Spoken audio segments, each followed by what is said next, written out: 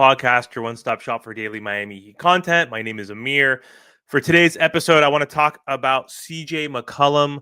Looks like the New Orleans Pelicans are potentially going to have a fire sale. We know they've been trying to shop Brandon Ingram since this off season, and he wants a max contract, and he's in his final year with the Pelicans, and it doesn't look like they're going to retain him. It doesn't look like they're going to be able to trade him yet. Maybe that will change once a team gets desperate or they lower what they're looking for Brandon Ingram when it gets closer to that February trade deadline. But either way, there was reports that CJ McCollum and other players could be available for trade now as well. Zion Williams is hurt once again. No surprise there.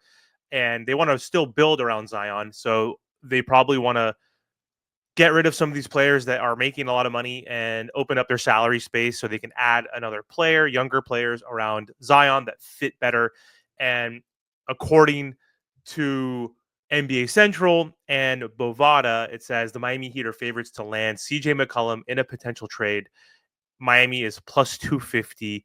The next team is Orlando, most likely to land him, and then Toronto, San Antonio, and Milwaukee.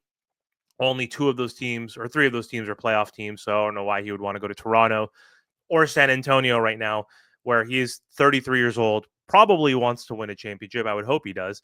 But yeah, I don't know how I feel about these rumors of us being the favorites. Like, if this was a few years ago, then maybe I would be excited because he is a very good scorer. He's a bucket. He's playing well this year, but again, he's thrusted into a role right now where Ingram's hurt, Zion's hurt, so he's playing and has a lot of field goal attempts in his role. He's averaging 20 points per game, which is great for someone who's 33 years old and who's been a lifetime bucket. And he's averaging almost 4 assists, 3.8 rebounds, but his three-point percentage is way down.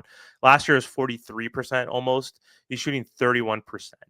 So he could still score. He's capable, but he's older. He's 33 years old. He is going to be making 33 million this season, 31 million next year. So that's a lot of money for someone who doesn't play defense really, and someone who doesn't show up in the playoffs. We saw what he did last playoffs when they needed him, and he struggled. Like, he's fine. He's a good player. He was Damian Lillard's sidekick forever in Portland, and I like CJ McCollum, but I don't think I don't think he's going to fit what Miami Heat needs right now because we have Tyler Hero who's playing really well.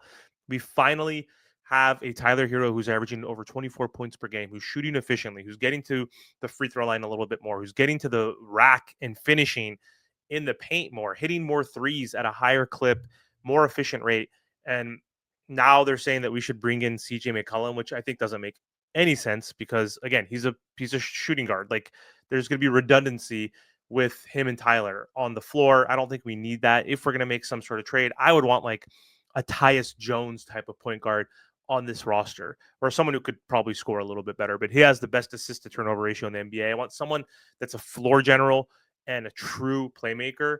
That's something the Miami Heat needs. Right now, we're relying on Jimmy and Bam to do that because Terry Rozier was supposed to do that, even though he's a combo guard and not the best playmaker, but someone that's kind of capable. Same with Tyler, but we don't have a true point guard.